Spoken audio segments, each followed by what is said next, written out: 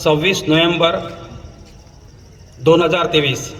आजचा दिवस हा खूप महत्त्वाचा दिवस आहे, कारण आपल्या सन्मानानं जगण्यासाठी, आपला मान सन्मान आदर वाढवण्याकरता, खरं जीवन जगण्याकरता आजचा दिवस हा खूप महत्त्वाचा आहे. कारण आजच्या दिवशी जे राज्यघटना आहे, जो आपला मुख्य ग्रंथ आहे, ज्याच्यामुळे आपल्याला सर्व हक्क अधिकार मिळाले, प्रत्येक राईट्स मिळाले, महिलांना मिळाले, पुरुषांना मिळाले, या देशाच्या प्राण्यांना मिळाले, प्रत्येक घटकाला मिळाले, तो दिवस म्हणजे आजचा दिवस.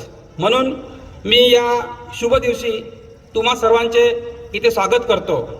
व हा जो शुभ दिवस आहे, हा दिवस जो आपल्याला प्राप्त करून दिला, ज्या माणसानं या दिवसाकरता अहोरात्र मेहनत केली, संघर्ष केला, स्ट्रगल केलं, ज्याच्या बॅकग्राऊंडमध्ये कोणी शिकला सवरला नव्हता, तरी त्यांनी सर्वात विद्वान व्यक्तिमत्व म्हणून पुढे येऊन संघर्ष करून हा दिवस आपल्याला प्राप्त करून दिला, त्या विश्वभूषण महामानवांना मी नतमस्तक होतो. तसेच दुरून तुम्हाला मुख्य मार्गदर्शन करण्याकरता आले आहे, त्यांचं मी स्वागत करतो. तसेच पोलीस निरीक्षक टेंभुर्णे साहेब आताच इथे तुम्हाला मार्गदर्शन करून गेलेले आहे. ॲडव्होकेट साहेब, बेग सर, पूनम मॅडम, तसेच आदरणीय मंच आणि माझ्या समोर बसलेल्या सुदान, अभ्यासक, ज्येष्ठ श्रेष्ठ नागरिक, तसेच सळसळत्या रक्ताच्या तरुण पिढी, या सर्वांचे मी ते स्वागत करतो. आजचा दिवस जर आपण लक्षात घेतला तर या 26 नोव्हेंबर 1949ला देशाची राज्यघटना लिहून पूर्ण झाली आणि 2 महिन्यानंतर म्हणजे 26 जानेवारी 1950ला ती अंमलात आणणं सुरू झालं. परंतु ज्या प्रकारची राज्यघटना या देशामध्ये लिहिली गेली आहे, ही राज्यघटना लिहिण्याच्या मागचं बेसिक बॅकग्राऊंड काय, कारण काय, जे आपल्याला हक्क अधिकार राईट्स मिळाले, ते हक्क अधिकार राईट्स राज्यघटनेत ॲड करण्याच्या मागे कारण हे आहे की याचा अर्थ हजारो वर्षापर्यंत त्याच्यापूर्वी आपल्याला ते हक्क अधिकार व राईट्स नव्हते. जर आपण राज्यघटना समजून घ्यायची असेल तर मला वाटते आपण आपल्या देशाचा संपूर्ण इतिहास समजून घेतला पाहिजे. हिंदीमध्ये असं म्हटलं जाते, जो कौम अपना इतिहास भूल जाती है वो कौम कभी इतिहास नहीं बना सकती. अगर हमें अपना इतिहास बनाना होगा तो हमें पहले अपना इतिहास क्या था वो पढ़ना होगा. जर या देशामध्ये जो बहुजन वर्ग आहे, जो 85% वर्ग आहे, यांचा इतिहास जर आपण बारकाईने अभ्यासला तर भारतामध्ये वर्णव्यवस्था होती. वर्णव्यवस्थेमध्ये व्हर्टिकल ब्राह्मण, वैश्य, क्षत्रिय, शूद्र, अतिशूद्र. ब्राह्मण समाजाला लिहिण्याचा अधिकार, पूजा करण्याचा अधिकार, सर्व गोष्टी करण्याचा अधिकार होता, पठण करण्याचा अधिकार, प्रत्येक गोष्टीचा अधिकार तो राजा. धर्मस्वातंत्र्याचा अधिकार, प्रत्येक अधिकार. वैश्याला व्यापाराचा अधिकार, क्षत्रियाला वेगळे अधिकार, रक्षण करण्याचा अधिकार. आणि एक शूद्र होता जो आजचा ओबीसी आहे, त्याला फक्त सेवा करण्याचा अधिकार होता. आता कोणाची सेवा करणं, कोणाची नोकरी करणं, कोणाची चाकरी करणं म्हणजे काही तो अधिकार नाही आहे. तो अधिकार आहे का? नाही. याच्यामध्ये एक अतिशूद्र समाज होता, एसटी, एससी. जो शेड्यूल कास्ट आहे त्यांना अतिशूद्र म्हणून गणल्या जायचं वर्णव्यवस्थेनुसार. त्यांना तर कुठलाच अधिकार नव्हता. गाव कुसाबाहेर ते राहायचे, त्यांच्या विहिरी वेगळ्या होत्या, त्यांची सावली सुद्धा कोणी सहन करायचे नाही, अनटचेबल. आणि त्यातही एक शेड्यूल ट्राईब होता, एसटी, जो जंगलामध्ये राहायचा, त्याच्या गावात अतापता नव्हता, आदिवासी म्हणजे मूळचे रहिवासी, मूळ निवासी. अशा प्रकारची आपल्या देशाची सिस्टीम होती. दुसरा मुद्दा, या सिस्टीममध्ये आपला देश हा कृषीप्रधान नव्हता, हा देश जातीप्रधान होता. तुम्हाला माहित आहे ना, देश बरेचसे लोक म्हणतात की भारत हा कृषीप्रधान देश आहे, होता. पण जर तुम्ही मायक्रो अभ्यास केला तर असं आढळून येते की हा देश जातीप्रधान होता. कारण भारतामध्ये 75,000 जाती होत्या. किती होत्या? 75,000. कशा? तुम्ही म्हणाल सर कशा? त्या 75,000 जातीला डॉक्टर बाबासाहेब आंबेडकर यांनी राज्य घटनेच्या माध्यमातून 9 सामाजिक समूहामध्ये कन्वर्ट केलं. आता 75,000 जाती कशा होत्या? ओबीसी, अदर बॅकवर्ड क्लास, जो सामाजिक समूह त्यांनी तयार केला त्यामध्ये 3,743 जाती होत्या आणि त्याच्यामध्ये 12.5 पोट जाती म्हणजे 3,743 गुणला 12.5. मग शेड्यूल कास्ट म्हणजे 1500 जाती 1,500 गुणिला 12.5. शेड्यूल ट्राईब 750 जाती गुणिला 12.5. असं करून टाका, मग बरोबर 75,000 होते. पण बाबासाहेब आंबेडकर ज्याला समाज रचनेचा खरा अभ्यास होता, मायक्रो अभ्यास होता, त्या माणसानी त्या 75,000 तुकड्याला एकत्र आणलं आणि फक्त 9 सामाजिक समूहामध्ये रूपांतरित केलं. ही लढाईची पहिली विन आहे. त्यांनी पहिली लढाई जिंकली. कारण ओबीसी म्हटलं तर सरळ ओबीसी म्हणावं लागते. त्यामध्ये काही तेली, कुणबी, माळी, कोष्टी म्हणण्याची गरज नाही. ओबीसी म्हणजे ओबीसी, एससी म्हणजे एससी, एसटी म्हणजे एसटी, एनटी म्हणजे एनटी. तर हे सर्वात मोठं काम राज्यघटनेने केलं. म्हणजे आता आपण कमीत कमी आपल्याला एक चांगल्या प्रकारची आयडेंटिटी मिळालेली आहे. दुसरा मुद्दा, जे 26 नोव्हेंबरला जी राज्यघटना लिहून पूर्ण झाली, 26 जानेवारी 1950ला अंमलात आली, त्या राज्यघटनेच्या माध्यमातून आपल्याला काय काय मिळालं हे आपण आता बारकाईने पाहू. जर आपण विचार केला तर भारत हा जाती धर्माचा देश आहे, विविध भाषा आहे, विविध संप्रदाय आहे, विविध पंथ आहे, वेगवेगळ्या प्रकारचं कल्चर आहे. तरी पण भारतातले लोक गुण गोविंद्यानं राहतात. 1950च्या अगोदर ज्या प्रकारचं फ्रीडम, गुण गोविंद, हॅपीनेस, मान सन्मान, आदर आपल्याला मिळाला राज्यघटना अंमलात आल्यानंतर, ते 1950च्या अगोदर नव्हतं. या सर्व गुण, विविध जाती धर्म पंथाला एकत्र आणण्याचं काम हे बाबासाहेब आंबेडकरांनी परिश्रम घेतलेल्या कॉन्स्टिट्यूशनने केलेलं आहे. हे आपल्याला विसरून चालता येणार नाही. ही राज्यघटना होती म्हणून आपण सर्व लोक इथे एकत्र बसलेलो आहोत. आपण जाती धर्माचा विचार करत नाही आहोत, आपण आपला देश म्हणून विचार करत आहोत आणि आपण आपला तरक्कीचा विचार करत आहोत. हे सर्व जे घडत आहे ना, हे याच्या मागचं एकमेव कारण आहे भारताची राज्यघटना. राज्यघटना असा ग्रंथ आहे की राज्यघटना हा जर ग्रंथ जर जिवंत राहिला आणि जिवंत ठेवण्यामध्ये आपण सर्व लोक कामयाब झालो तर बाकीचे सर्व ग्रंथ आपल्या घरी राहतील. मग कुराण राहील, बायबल राहील, गीता राहील, प्रत्येक ग्रंथ राहील. पण एक ग्रंथ जिवंत राहणं आवश्यक आहे, तो कोणता? राज्यघटना. कारण राज्यघटनेमध्ये कलम नंबर 51 मध्ये जो आपल्याला मूलभूत कर्तव्य सांगितले आहे किंवा कलम नंबर 28 मध्ये जे अधिकार दिलेले आहे त्यामध्ये सांगितलं आहे का तुम्हाला धर्माची उपासना करण्याचा अधिकार आहे, श्रद्धेचा अधिकार आहे, तुम्हाला विचार मांडण्याचा अधिकार आहे, तुम्हाला प्रत्येक अधिकार आहे. पण हा अधिकार राज्यघटनेने तुम्हाला दिला आहे. तुम्ही कोणत्याही धर्माची उपासना करू शकता, तुम्ही कोणताही धर्म स्वीकारू शकता, तुम्ही कोणत्या धर्मात जाऊ शकता. हे पॉसिबल केव्हा आहे? राज्यघटना जिवंत राहील तेव्हा आहे. जर राज्यघटना जिवंत आपण ठेवू शकलो नाही तर काही लोक हे अशा प्रकारची विचारधारा आपल्यावर थोपवतील, अशा प्रकारचे रंग आपल्यावर थोपवतील, भेदभाव आपल्यावर थोपवतील की एकाच विचाराचं राज्य या देशामध्ये तयार होईल आणि गुलामी पुन्हा यायला वेळ लागणार नाही. आता जर तुम्ही भारतीय राज्यघटनेचा पूर्णपणे अभ्यास केला तर सुरुवात कशी आहे पहा. आम्ही भारतीय लोक भारताचे एक सार्वभौम, समाजवादी म्हणजे सोशलिस्ट, धर्मनिरपेक्ष मी सेक्युलर, डेमोक्रॅटिक मी लोकशाही आणि रिपब्लिक म्हणजे गणराज्य. आता पहा, आपण म्हटलं धर्मनिरपेक्ष म्हणजे आपली राज्यघटना आपल्याला धर्मनिरपेक्षता हा पण कन्सेप्ट शिकवते. हा धर्मनिरपेक्ष कन्सेप्ट काय पहा. एक्झाम्पल घेऊ आपण. 5 वेळा नमाज पढणारा मुस्लिम, 10 वेळा पूजा करणारा ब्राह्मण किंवा एखादी चोर, तिघाली इलेक्ट्रिकचा करंट लागला तर कसा लागेल? इलेक्ट्रिकचा करंट कोणाला लागो? कसा लागेल? समान लागेल ना. कारण करंट पाशी कुठला भेदभाव नाही आहे. करंटचा एकच गुणधर्म आहे, करंट देणे. लागेल तो त्याला म्हणते धर्मनिरपेक्ष. बरोबर आहे का नाही? आता डेमोक्रॅटिक म्हणजे काय? डेमोक्रॅटिक म्हणजे लोकांचे राज्य, लोकांकरता राज्य, आणि लोकांनी चाललेलं राज्य म्हणजे डेमोक्रेटिक. म्हणजे या देशामध्ये आपण सर्व लोक या राज्यघटना अंमलात आली तेव्हापासून राजे बनलेलो आहोत. राजे बनलेलो आहोत. आजही प्रत्येक पुढारी राजकारण करते, परंतु शेवटी त्याले आपल्याकडं पाया लागायला यावं लागते. आपल्याला विचार लागते, बापू यावेळेस लक्ष ठेवજો बरं. ओशोचं वाक्य आहे, हर पुढारी अनुयायी का भी अनुयायी होता है. म्हणजे पुढारी हा आपल्याकडे नतमस्तक होते. का होते? कारण राज्यघटना जिवंत आहे म्हणून. आपल्याला विचारते, बापू तुला काही कमी पडलं का 5 वर्षात? तुझे रोड बनवले का नाही? नाली बनली का नाही?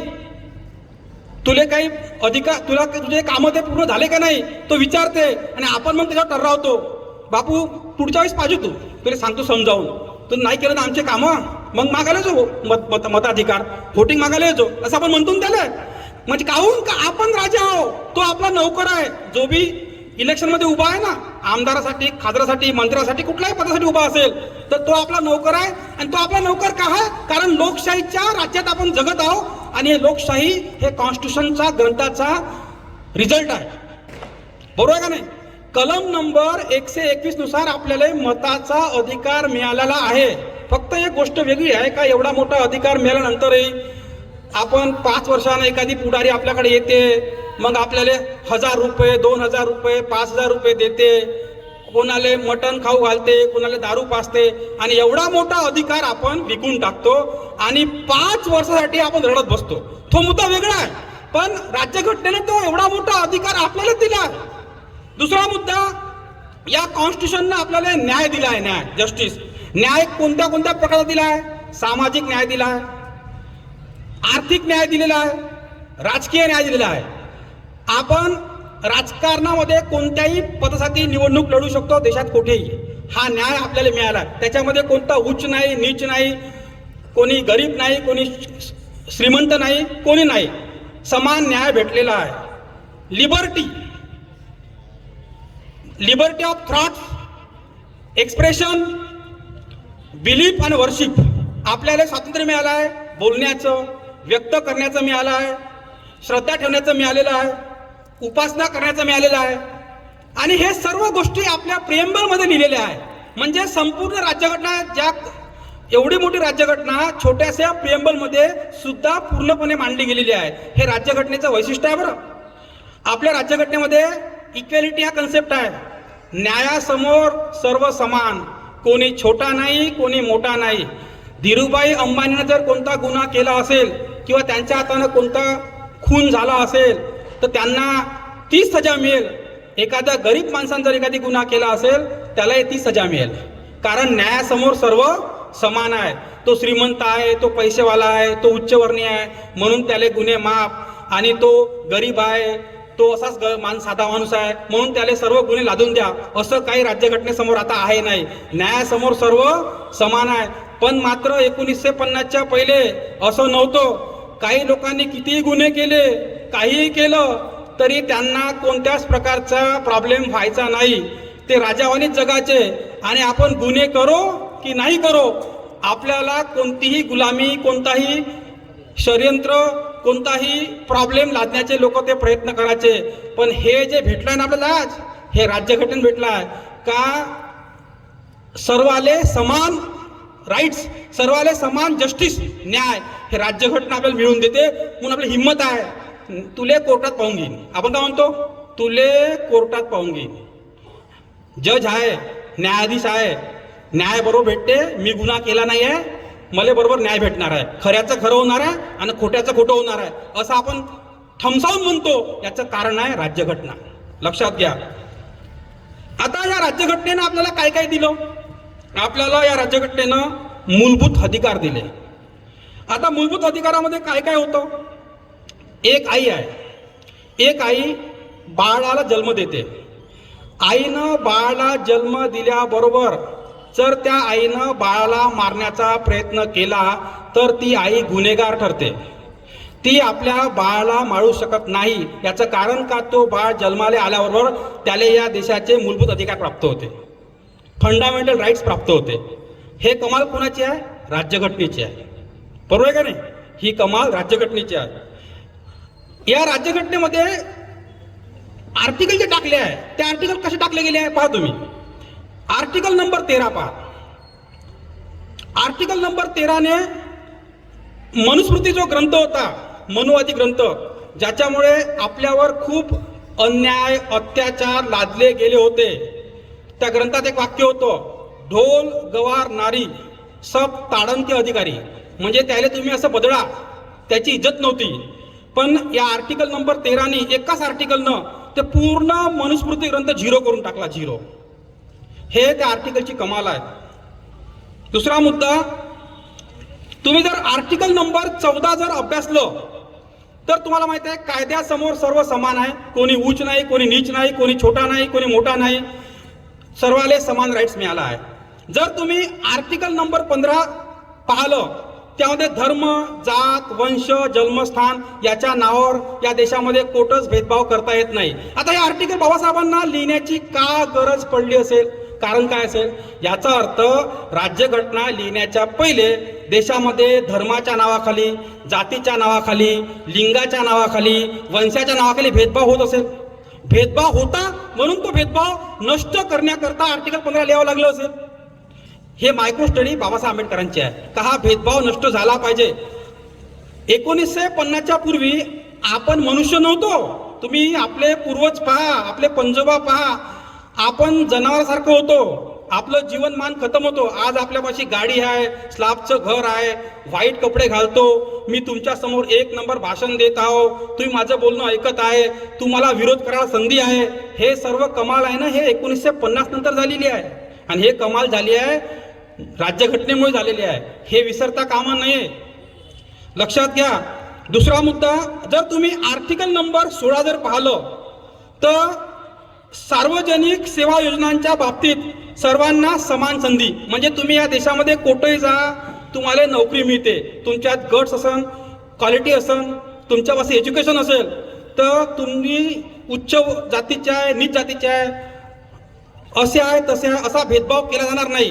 तुम्हाला सेवा करण्याची, नोकरी करण्याची संधी मिळणार. हे कलम नंबर 16 सांगते. जर संधी कोणी दिली नाही तर तो न देणारा व्यक्ती गुन्हेगार आहे. तुम्ही त्याला गुन्हेगार ठरवू शकता. हे राज्यघटनेची कमाल आहे. कलम नंबर 17 नी आपल्या देशामध्ये पहिले अनटचॅबिलिटी होती. जे लोक अतिशूद्र होते, ज्याला ब्राह्मणी वर्चस्वाने अनटचेबल ठरवलं होतं, तर बाबासाहेब आंबेडकरांनी एक कलम ऍड केलं, कलम नंबर 17. आणि त्या कलम नंबर 17 नुसार ॲबॉल्युशन ऑफ अनटचॅबिलिटी म्हणजे अस्पृश्यता पूर्णपणे नष्ट केली गेली. आता जर कोणी तो कन्सेप्ट मांडला तर तो न्यायानुसार गुन्हेगार ठरते.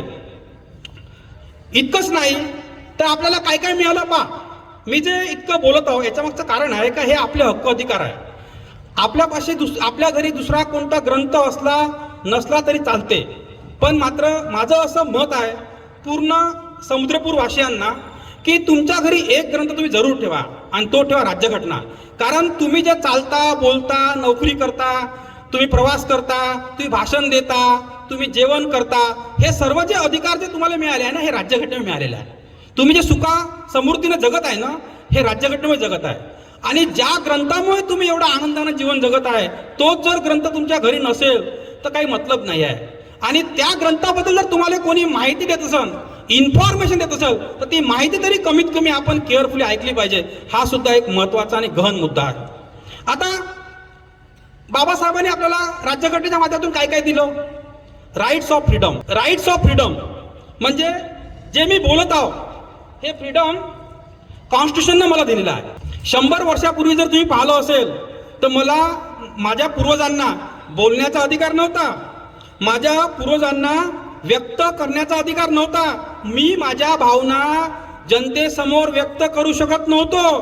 मी 50 लोकांना एकत्र करू शकत नव्हतो. जर मला एखादी संघटन तयार करायचं आहे आणि संघटनेच्या माध्यमातून एखादी बिझनेस उभा करायचा आहे, संघटनेच्या माध्यमातून एखादी हक्क अधिकाराची लढाई लढायची आहे तर ती मी राज्यघटनेच्या अगोदर करू शकत नव्हतो. राज्यघटना आली, कलम नंबर 19 आलं, त्यामुळे मला संघटना करण्याचा अधिकार मिळाला, मला भाषण देण्याचा अधिकार मिळाला, मला लोकांना एकत्रित करण्याचा अधिकार मिळाला, मला माझ्या भावना व्यक्त करण्याचा अधिकार मिळाला. हे कलम नंबर 19ची कमाल आहे.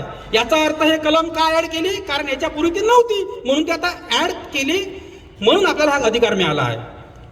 आपण अशा प्रकारे जर टप्प्याटप्प्याने पुढे पुढे गेलो तर जेवढे जेवढे अधिकार आपल्याला नाकारले होते ते सर्व अधिकार राज्यघटनेच्या माध्यमातून आपल्याला मिळाले.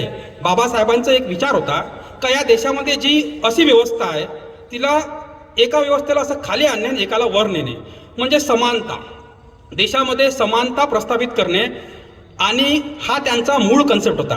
आता असं नाही, हजारो वर्षापासूनच्या संघर्षानंतर राज्यघटना तयार झाली. राज्यघटना काही अचानक तयार झाली नाही. आपल्या पूर्वजांनी हजारो वर्ष संघर्ष केला या उच्च वर्णीयाच्या विरोधामध्ये. फक्त आपल्या पूर्वजांनी काही मिस्टेक केल्या, ज्या मिस्टेक बाबासाहेबांनी केल्या नाही. मिस्टेक कोणत्या केल्या? संघर्ष केला पण त्यांनी त्याचं डॉक्युमेंटेशन नाही केलं.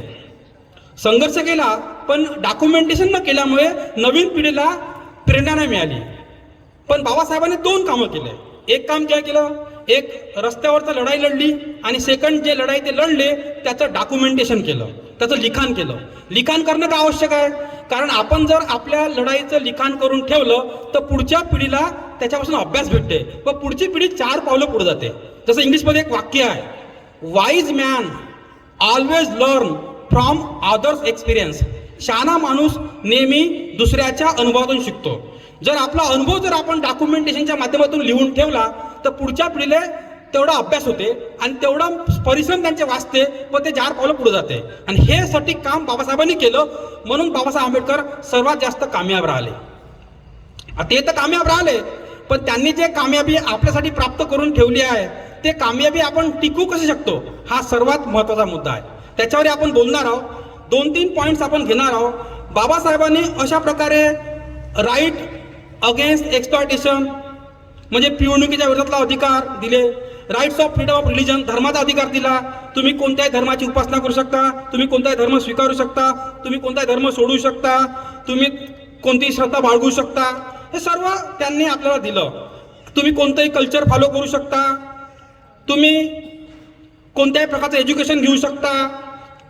जे लोक अल्पसंख्याक आहे, कलम नंबर 29 अल्पसंख्याक लोकांचे हितसंबंध जिवंत राहिले पाहिजे म्हणून त्यांना वेगळे अधिकार दिले आहे. प्रोटेक्शन ऑफ इंटरेस्ट ऑफ मायनॉरिटीजचा पॉईंट ऑफ व्ह्यूनी. पण त्यांनी असं नाही की त्यांनी फक्त अधिकार दिले. अधिकार दिल्यानंतर त्यांनी सांगितलं आपल्याला का तुमचे काही मूलभूत कर्तव्य सुद्धा आहे. बरं, अधिकार तुम्हाला मिळाले, पण अधिकारासोबत काय येते? अधिकारासोबत कर्तव्य येते. येते का नाही कर्तव्य? ड्युटीज. रोडने तुम्ही चालू शकता, हा तुमचा अधिकार आहे, पण तुम्ही रोडने कसे चालले पाहिजे हे कर्तव्य बजावावं लागेल. तुम्ही रोडने चालताय चुकीच्या मार्गानं तर हे तुम्ही राईट्सचं व्हायलेशन करताय, अधिकाराचं उल्लंघन करताय. म्हणून तुम्हाला अधिकार मिळाले पण तुम्हाला कर्तव्यही पूर्ण करायचे आहे. जसं कलम नंबर 51 सांगते का तुम्हाला धर्माची उपासना करायचा अधिकार मिळाला, तुम्हाला धर्म नवीन घेण्याचा अधिकार मिळाला, पण तुमचं कर्तव्य काय आहे का जाती दंगली भडकणार नाही, कोणाला वाईट वाटणार नाही, कोणाच्या फिलिंग दुखावणार नाही. या पॉईंट लक्षात घेऊनच तुम्ही तुमचं कर्तव्य पूर्ण केलं पाहिजे. व कलम नंबर 51 सांगते की तुम्ही समाजामध्ये वैज्ञानिक दृष्टिकोन सुद्धा पसरवला पाहिजे, भाईचारा पसरवला पाहिजे, एकोपा तयार केला पाहिजे. हे बाबासाहेबांचं कलम नंबर 51 सुद्धा सांगते. तर मला तुम्हाला 1-2 पॉईंट पुन्हा सांगायचे आहे की ह्या सर्व गोष्टी झाल्या राज्यघटनेच्या बाबतीत. राज्यघटनेच्या कितीतरी कलमा लिहिल्या गेल्या आहे ज्या आपल्या जीवनमानावर अवलंबून आहे, जे आपल्याला जगणं शिकवते, वागणं शिकवते, बोलणं शिकवते, चालणं शिकवते, आत्मसन्मान शिकवते, आत्मविश्वास शिकवते. हे सर्व गोष्ट म्हणजे राज्यघटना आहे. परंतु आता जर आपण वर्तमान परिस्थिती पाहिली तर तुम्हाला काय दिसते? काही असे लोक आहेत देशामध्ये आज जे सरकार, विद्यमान सरकार सुरू आहे, ते सरकार राज्यघटना खतम करण्याचा षडयंत्र करत आहे. त्यांना डायरेक्ट ते राज्यघटना खतम करता येत नाही, तर त्यांनी इनडायरेक्ट प्लॅनिंग सुरू केला आहे. आता प्लॅनिंग सुरू कसा केला आहे? जेवढे गव्हर्नमेंट सेक्टर आहे ते गव्हर्नमेंट सेक्टरमध्ये राज्यघटना लागू आहे. गव्हर्नमेंट सेक्टर खतम होणे म्हणजे राज्यघटना खतम होणे, हा त्यांचा पहिला प्लॅन आहे. दुसरा प्लॅन आहे, राज्यघटना खतम कोण करत आहे? चाय विकणारा नरेंद्र मोदी. तो चाय विकणारा होता. चाय विकणारा नरेंद्र मोदी हा प्रधानमंत्री बनला. कायच्या बेसवर बनला? राज्यघटनेच्या बेसवर बनला. राज्यघटना होते म्हणून तो प्रधानमंत्री बनू शकला. स्वतःला जो ओबीसी समजते ना, तर तो प्रधानमंत्री का बनू शकला? राज्यघटना होती म्हणून. जर राज्यघटना नसती तर प्रधानमंत्री बनला असता का? इथं या देशामध्ये कसं होत आहे, जो नाही का रस्सी पकडून वर जाते, वरच्या मध्येवर चढते, तो वरच्या मध्येवर का चढला? कारण त्याला रस्सी मिळाली. रस्सीला पकडू पकडू तो वरत गेला. पण तोच व्यक्ती काय करताय? रस्सी कापत आहे. रस्सी कापत आहे ना तो. रस्सी कापल्यामुळे काय होत आहे? त्याचे भाऊ बांधव वर येत नाही आहे. म्हणजे तो वर चढत आहे आणि रस्सी कापून टाकत आहे आणि आपल्या समाजासाठी, स्वतःच्या समाजासाठी खूप मोठा गड्डा तयार करत आहे. आणि आपल्यासोबत असंच घडत आहे का आपण डॉक्टर बनलो, इंजिनियर बनलो, वकील बनलो, प्रोफेसर बनलो, प्राध्यापक बनलो, बिझनेसमॅन बनलो, बिझनेसवुमन बनलो, आपण राज्यघटनेचा उपयोग घेऊन वरच्या फळीवर पोहोचलो. पण आपले जे भाऊबंद आहे, आपले जे मित्र परिवार आहे, आपले जे सगळे सोयरे आहे, आपला जो समाज आहे, त्याला मात्र आपण समजावून सांगितलं नाही व त्याला मात्र आपण या मुख्य प्रवाहात आणण्याचा प्रयत्न केला नाही. हे आपली गलती आहे. इथे मात्र आपल्याला थोडी चूक आपली सुधारावी लागेल. कारण कसं आहे, आपली युनिटी राहील, आपण एकत्र राहू आणि युनिटीने जर आपण काम करू. मान्य आहे 85% समाजाला युनाईट होणं अत्यंत आवश्यक आहे. जर हा समाज युनाईट होऊ शकला नाही आणि आपल्या हक्क अधिकाराची लढाई लढू शकला नाही तर येणारं भविष्य हे खतम आहे. कारण हजारो वर्षापासून आपण गुलाम होतो. बरं, या भारताची वास्तव आहे. फ्रेंच आले, राज्य करून गेले. पोर्तुगीज आले, राज्य करून गेले. डच आले, राज्य करून गेले. जो आला तो आला, ज्यानं त्यानं आपल्याला गुलाम बनवलं. कारण आपली मेंटॅलिटीच गुलामीची आहे. आपल्या ब्लडमध्ये नाही का गुलामी आहे. आपल्याला गुलामी सहन करणं आवडते.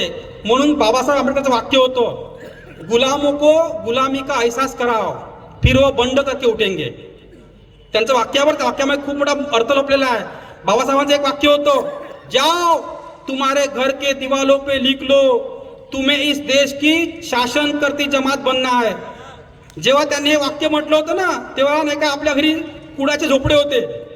आपल्याला प्रश्न पडला, बाबासाहेबांनी हे वाक्य काऊन म्हटलं बा? ठीक आहे, म्हटलं तर लिहून टाकावं. पण त्याचा फायदा झाला आपल्या मुलाबाळाला का? आपल्या मुलाबाळानं वाचलं, मुझे इस देश की शासन करती जमात बनना है. त्याच्यामध्ये स्पिरिट तयार झाला, त्याच्यामध्ये आत्मसन्मान वाढला आणि तो शासनकर्ता बनलाय. बरं, आता या 50 वर्षामध्ये 30 वर्षामध्ये शासनकर्ता बनलाय. तो शासनाचा कोणता ना कोणता हिस्सा आहे. तो मग कलेक्टर असो, तो मग PSI असो, SP असो, तहसीलदार असो, कोणी असो, तो शासनकर्ती जमात बनला आहे की नाही? बनला आहे की नाही? तर हे प्रेरणा नाही का आवश्यक आहे. बरं, बाबासाहेबांचं एक तुम्ही कन्सेप्ट लक्षात घ्या. पहा, राज्यघटना सांगतो म्हटलं तर बाबासाहेब सांगावंच लागते, त्याच्याशिवाय पर्याय नाही. कारण काही माणसानं जेव्हा एखादी ग्रंथ लिहिते, तो आपला विचार लिहिते, तो समाजाविषयीचा वास्तव लिहिते. हा ग्रंथ म्हणजे त्या माणसाचा समाजातला विचार आहे, समाजातलं वास्तव आहे. त्यांनी आपल्या पॉईंट ऑफ व्ह्यूनं मांडण्याचा प्रयत्न केला आहे. बरोबर आहे, ठीक आहे. त्या घटनेमध्ये कितीतरी लोकांनी इन्व्हॉल्वमेंट असेल, प्रत्येकाने चर्चा करू करू एक एक कायदा कानून पास झाला असेल. पण काही मास्टर माइंड लोक असते, ज्याला खरंच समाजाचा अभ्यास असते, ते लोक आपले जास्त विचार मांडतात. तर बाबासाहेबांनी च्या काळामध्ये एक चांभार समाजाचा व्यक्ती कलेक्टर बनला होता. तर बाबासाहेबांनी त्या व्यक्तीला गायडन्स केलं. काय केलं का, तू एक काम कर म्हणे, तू कलेक्टर बनला, तू तुझ्या खेड्यामध्ये जायचं आणि तुझी ॲम्ब्युलन्स तुझी जी गाडी आहे, साऱ्यांवाली गाडी, ते गाडी आपल्या चांभारवाड्यामध्ये चक्रा मारवायची, फिरवायची, नेहमी फिरवायची. त्याला वाटे, यार मी कलेक्टर बनलो, मी एवढा माणूस झालो, आता माझ्याशी वेळ कमी आहे, मी बिझी माणूस आहो. बाबासाहेब मला असं कोण सांगत आहे? पण त्यानं एक कन्सेप्ट दिमागात घेतला, जर बाबासाहेबांनी मला हे वाक्य सांगितलं तर मला करावं लागेल, मला फॉलो करावं लागेल. कारण बाबासाहेबाचं विजन मोठं आहे, त्यांचा दृष्टिकोन वेगळा आहे. तर तो चांभारवाड्यात जायचा हप्त्यातून 15 दिवसातून आणि आपली कलेक्टरची गाडी फिरून त्या चक्रा मारायचा. जेव्हा चांभारवाड्यात तो कलेक्टर म्हणून जायचा तेव्हा तिथल्या लोकांमध्ये एक प्रेरणा यायची, पहा चांभार समाजाचा पोरगा कलेक्टर बनला, पहा माझ्या नातलग कलेक्टर बनला, पहा माझा मित्र कलेक्टर बनला, का माझा काका कलेक्टर बनला, माझा भाऊ कलेक्टर बनला. हे भावना जेव्हा तयार व्हायची ना, तर त्यांना असं वाटायचं का हा जर कलेक्टर बनला मी बनू शकतो. तर हे जे नाही का मोटिवेशन आहे ना, हे मोटिवेशन आवश्यक आहे. तर हे मोटिवेशन नाही का आपण लोकांनी आपल्या मित्र परिवाराला, आपल्या नातलगाला, आपल्या समाजातल्या लोकांना दिलं पाहिजे. व याच्यामध्ये एक शेवटचा मुद्दा हा आहे की जे पार्टी, जे लोक हे राज्यघटना नष्ट करण्याचा प्लॅनिंग करत आहे, तर तुम्ही परिवर्तन केलं पाहिजे. तुम्हाला मताचा अधिकार मिळाला आहे. मताचा अधिकार सुद्धा तुम्ही कसा वापरायचा, कुठं वापरायचा आणि कशा प्रकारचा वापरायचा हे याचं प्लॅनिंग असलं पाहिजे.